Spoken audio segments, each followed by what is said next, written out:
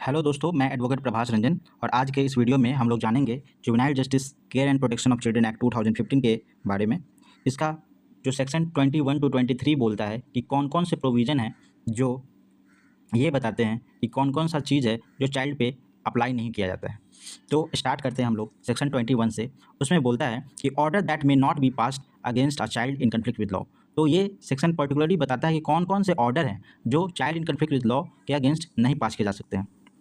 तो यहाँ पे मैंडेटरी शैल बोला गया है, जैसा कि हम लोग बेयर एक्ट रीडिंग करेंगे कि no child in conflict with law shall be sentence to death और for life imprisonment without the possibility of release for any such offence either under the provision of this act or under the provision of Indian Penal Code or any other law for the time being force।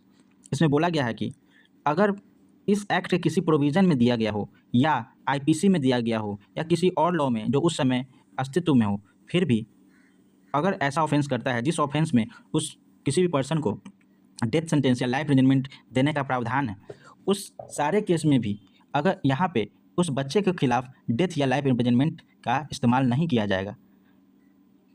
ये mandatory provision है, मतलब कोई भी child के खिलाफ हम दूसरे सज़ा दे सकते हैं लेकिन डेथ और लाइफ इम्प्रिजनमेंट नहीं दिया जाएगा।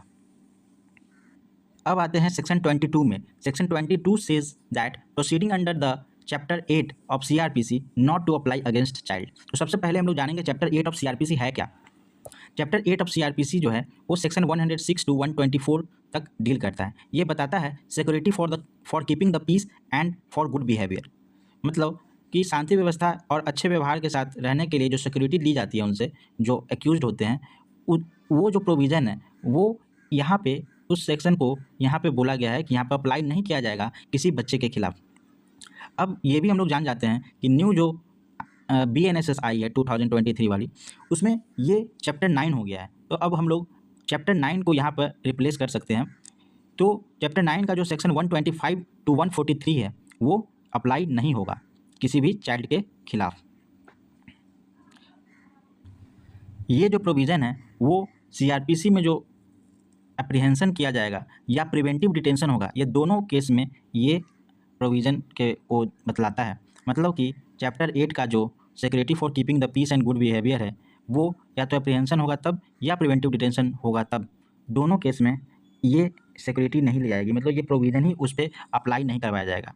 अब ये BNSS के चैप्टर 9 में डील करता है जो है security for keeping the peace and for good behaviour. ये इस सेक्शन के खिलाफ इस्तेमाल नहीं किया जाएगा। अब आते हैं सेक्शन 23 में। Section 23 says that no joint proceeding of child in conflict with law and person not a child, मतलब जो child in conflict with law है और कोई व्यक्ति है ये लेकिन बच्चा ना हो, व्यक्ति हो लेकिन वो बच्चा नहीं हो, मतलब 18 साल से नीचे का नहीं हो, तो इन दोनों ने अगर कोई सा क्राइम ऑफेंस किया होगा तो ये दोनों का जॉइंट प्रोसीडिंग नहीं होगा। जैसे का इसमें सेक्शन 23 का सब सेक्शन 1 बोलता है कि section 223 of code of criminal procedure CRPC, section 223 of CRPC बोलता है कि व्हाट पर्सन में बी चार्ज जॉइंटली। तो उस प्रोविज़न में बोला गया है कि कौन कौन से पर्सन जो हैं वो जॉइंटली एक साथ उन पर चार्ज किया जाएगा।